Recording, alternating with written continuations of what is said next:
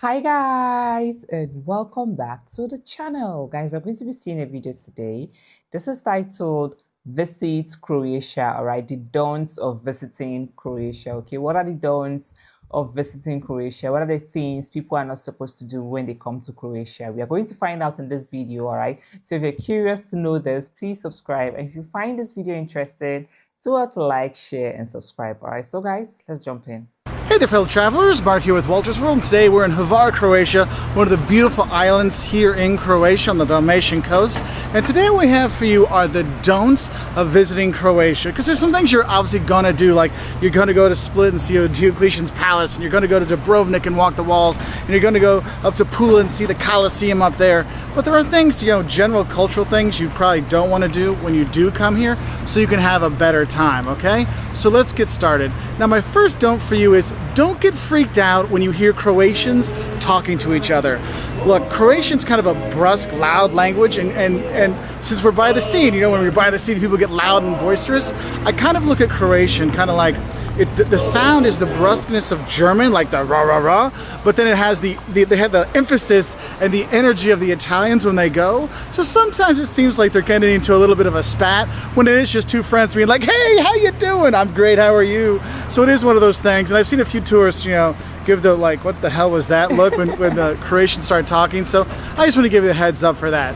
Now, my second don't for you is if you do get to talk to the Croatians, try to avoid talking about the war with Serbia in the early 90s, the war for independence, or the last war, depending on how they call it, because it still is really, it still touched a lot of people's lives here in Croatia, some families more than others, so you don't know how, a touch of a subject. Yeah, I think this point is really valid. Like, whenever you find yourself anywhere, try as much as possible not to talk about the war.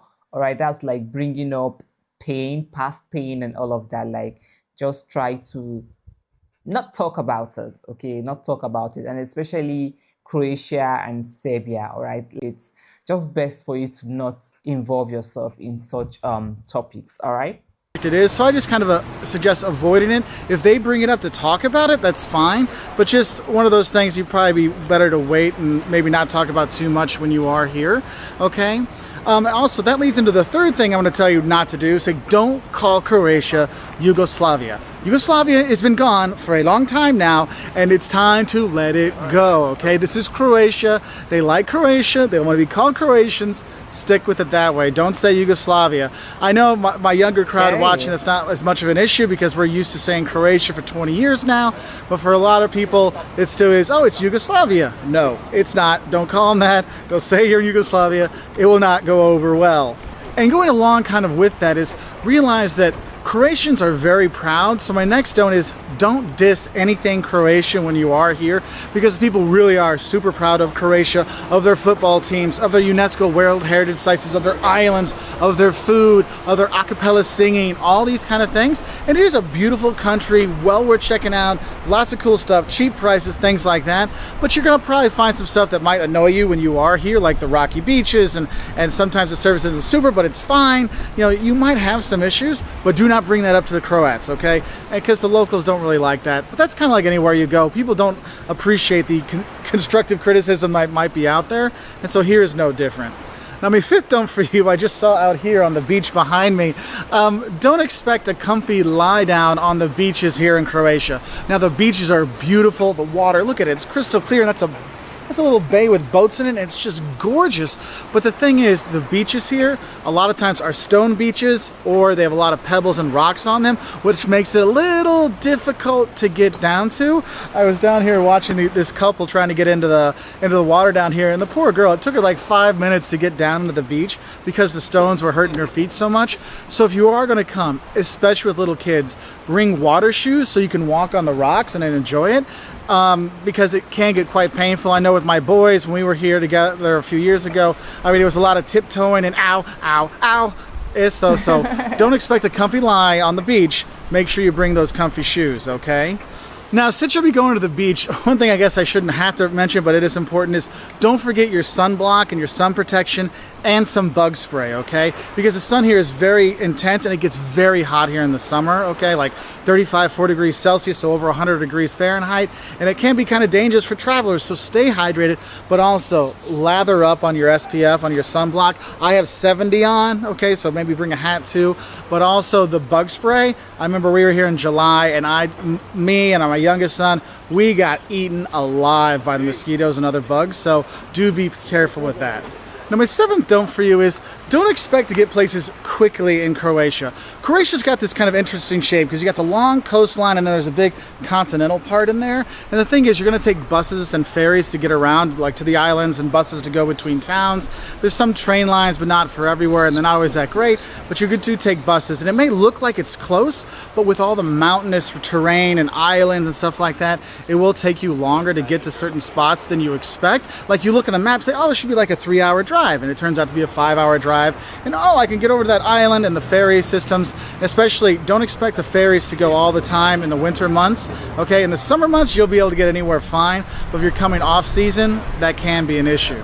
Now, another thing I want to tell you is don't skip the local museums. Now, I know there's World Heritage sites here and there's amazing history here. You're walking through these towns with the stonework and the little winding streets, and it's just gorgeous. UNESCO World Heritage sites, 7 of them in Croatia. You can go see natural beauty like the Kirk Falls and the Lake District, and walking the walls of Dubrovnik and Pula with the cathedral, or not the cathedral, but the Colosseum. There's tons of amazing stuff that's here. However, what I really like as well, aside from that, is the small local museums. Because the people are so proud. I mean, you get great guides, like I'm from Hvar, my family's from Hvar, and I will tell you how great Hvar is. And I don't tell you Split's the best city because I'm from Split. Split is the best city, so I'm not saying anything. They have this pride here, and you see that a lot in some of the smaller museums, a lot of the city museums. We were in Šibenik, and oh my goodness, their city museum was fantastic, showing the history and the pride of the people. So don't just hit the beach and the UNESCO sites. Also go explore some of those smaller museums when you are here, because I found them to be really worthwhile. And kind of going along with that local kind of feels, don't skip the local food. Now you'll see a lot of pizza and pasta and stuff like that all over the place because there's a lot of Italian influence and things like that. But there's a lot of really great food here in Croatia. Yes, we're on the sea, so the seafood is fantastic. The prawns, the mussels, getting the black risotto and stuff like that. Oh, it's so good.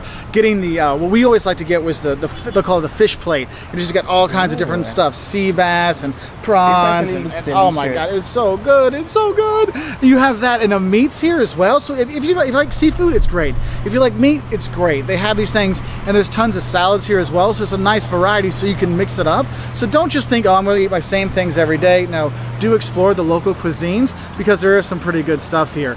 Also, you tend to drink the wine here. The beer's okay, but wine's one of their things they're very proud of here. Now, kind of following off that restaurant feel, you may think as, oh, how am I going to pay when I'm here? Well, don't think you can pay in euros, okay? They have the kuna here in Croatia, and they prefer the kuna. You'll actually see signs saying, we do not accept euros. Yes, Croatia is in the European Union, but they don't use the euro, so don't think you can use it. Now, some places like Dubrovnik, you might be able to pay a taxi, or you might be able to pay at a restaurant, but walking the walls in Dubrovnik, the most tourist town in the entire country, you still got to pay in kuna, okay? So don't think you can pay in euros when you're here. Another don't I have for you is when you do go to those restaurants, don't forget to tip. You tip 10% on the bill here in Croatia, just so you know that.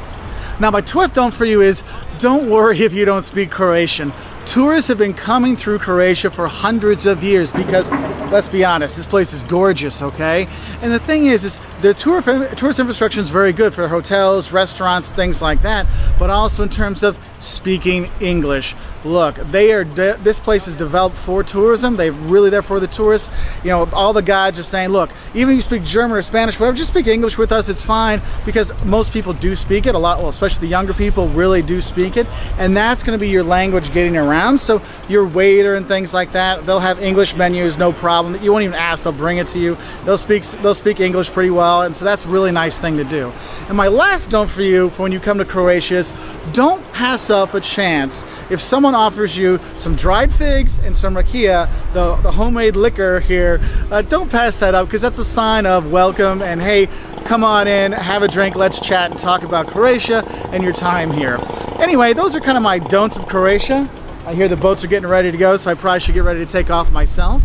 If you like videos like this, we put out new videos every Wednesday and Saturday from all over the world. So if you want to learn stuff about Croatia or Canada or China, we got stuff for you there. Anyway, we're also on Twitter, Facebook, Instagram, YouTube, and we really appreciate your likes, subscriptions. We hope you have a good time here in Hvar or wherever you go in Croatia, but don't worry, you will. This place is beautiful. Bye from Hvar, Croatia. Okay, don't forget to tip. Is it like a compulsory thing in Croatia? Like you always have to like tip 10% at the restaurant, or it's like by choice?